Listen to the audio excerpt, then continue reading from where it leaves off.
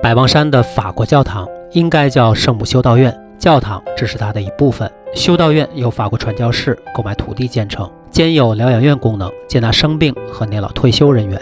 建筑群由教堂、图书室、餐厅、厨房、医务室、浴室、宿舍和庭院组成。院外东北角有个水井和小型的取水池，围墙外皮脱落，露出旧有的石墙。老照片上，东门外的附属建筑也还在。四面山峰环抱，从南面相隔不远的黑山头仰望修道院，真是个修行的好地方。俯瞰另一侧山下，颐和园、玉泉山尽收眼底。黑山头上有几处相关的石刻，这处落款1912年。从修道院沿路下山，路边伴随着一条100年历史的引水渠，它串起的几座蓄水池层层截存雨水，减缓山洪风险，又方便浇灌葡萄园和菜地。水池多是一坨岩壁建成的半圆形，有通到池底方便取水和清淤的台阶儿。100年前，周边向阳的山地上大面积栽种法国引进的葡萄种苗，葡萄供给阜成门外马尾沟教堂的酒坊，来弥补马尾沟附近有限的葡萄种植。出产的葡萄酒用于教会活动和日常饮用。后来注册了酒厂，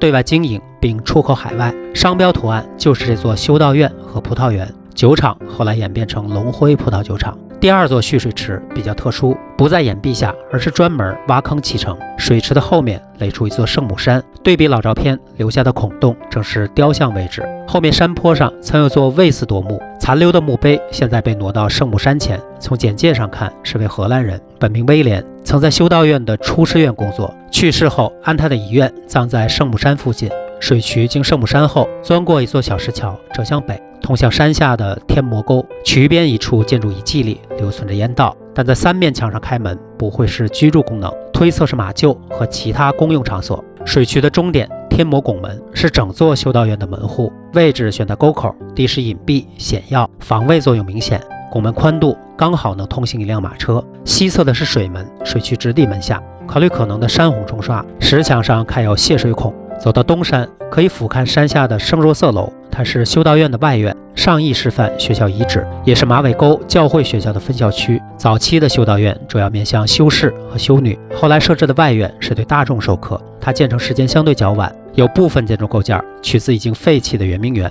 前些年，它也做过影视剧的外景地。在战争期间，有游击队进入学校和修道院，发生挟持人员索要赎金事件后，学校关闭。修道院的所属建筑在建国后有一所疗养院使用，再后来划归新成立的309医院，现在都已经腾空，暂时闲置。感谢关注，带您看更有意思的北京。